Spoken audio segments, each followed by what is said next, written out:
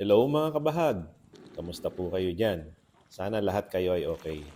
By the way, ito yung unang gabi namin dito sa aming campsite.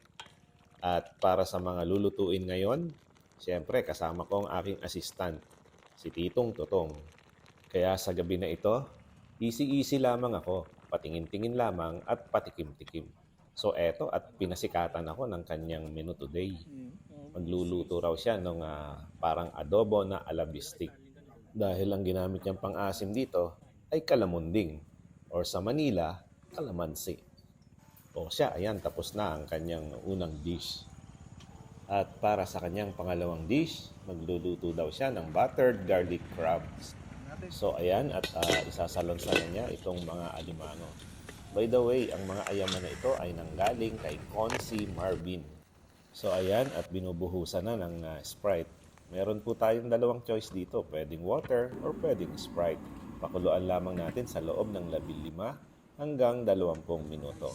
So ayan, okay na ang ating mga alimango. Pwede na natin itong hanguin. I-cool down lamang po natin at pagkatapos nating ma-cool down, ito ay ating bibiyakin. At pagkatapos, tatanggalan natin ng hasang. Yung kasing mga hasang na yon, minsan, marami pa rin pong natitira na mga dumi. Minsan yung may mga putik. So ayan, hiniwa na nga ni Titong Totong. Grabe. Ang tataba at napaka-solid talaga ng alimango ni Consi. By the way, itong camp nga po pala na napestohan namin ay nasa Bukana. Kaya marami po kayong naririnig na sounds ng mga sasakyan kasi dito dumadaan yung ibang sasakyan papunta sa iba't ibang camp. So eto, tingnan natin tong isang alimango. Grabe, napaka-orange ng kanyang atikaba. At syempre, the moment of truth, lalagyan na natin ngayon ng salted butter. Dapat generous tayo sa butter ha, para lalong mas masarap at malinamnam. Syempre, iba ang lasa kapag mas maraming butter. Lalo na sa garlic, dapat generous din po tayo. Ito talaga ang magdadala dito sa dish na ito. So ayan, at hahaluin na natin. At dapat din hindi gaanong mainit ang apoy. So kailangan banayad lamang para hindi masunog yung butter at yung ating garlic. So ayan, at masayang-masaya ngayon ang ating sous chef. Ibig sabihin yan, niluluto niya ito ng may kasamang pagmamahal. At kung kayo ay nanonood pa hanggang ngayon, ibig sabihin, nag-i-enjoy na po kayo. At ibig sabihin, natututo na rin po kayong magluto little by little. So ayan, grabe, at pinakikita natin dito yung taba nitong mga ayama.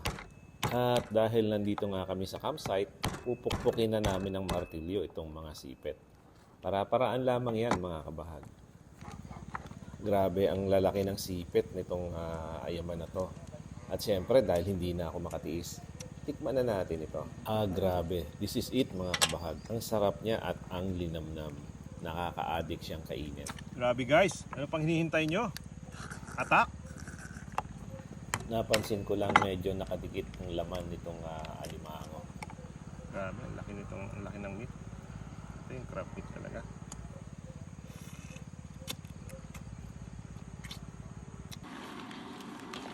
O siya, back to business na tayo. Balikan natin itong nilulutong crabs ni Titong Totong.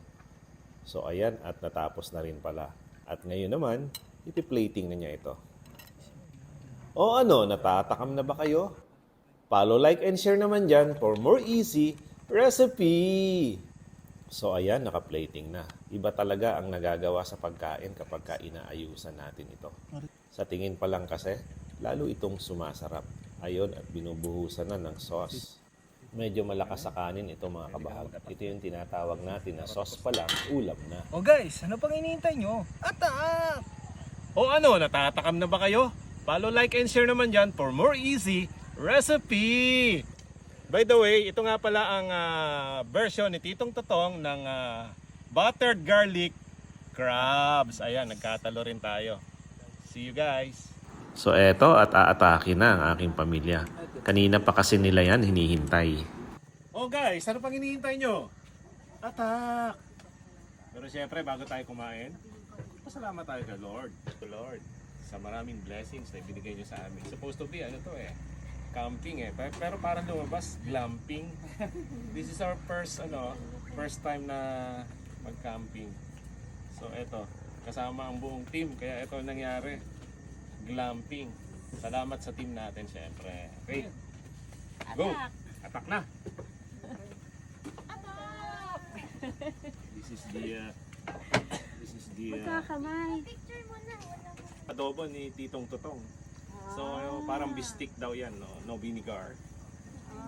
Oh, try nyo. So, ano na tayo? Grabe naman yung pagkaano nito. Ang ano. Ano niya hindi spicy? Yan, Mila. Sarap na adobo ni ano ah. Sila sa dojo mo, guys. Guys, sana Aikido Dojo Rizal sa may Kainta. Yun lang yun, Richmond. Follow yung page, Aikido Dojo Rizal. Wow, matakot kayo. Ito pareho lang mga. Ito mga. Tingnan mo na itsura. Parang hindi kumain ng isang linggo. Tak. Patak!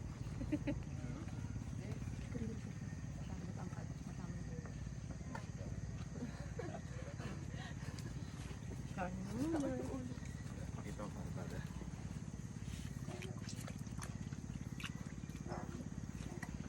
Siyempre, kakamayin natin. Grabe yung ahang naman nun.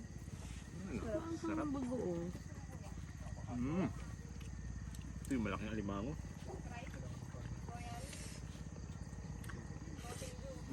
Pagod mag-set up ng tent. Oo. Hirapan ka, di ba? Sobrang hirap ng dinanas mo dito ngayong araw na to, ngayong gabi na to. Pagod na pagod ka, mami, di Pagod ba? ako mag-set up ng tent. Kaya dapat bumawi ka.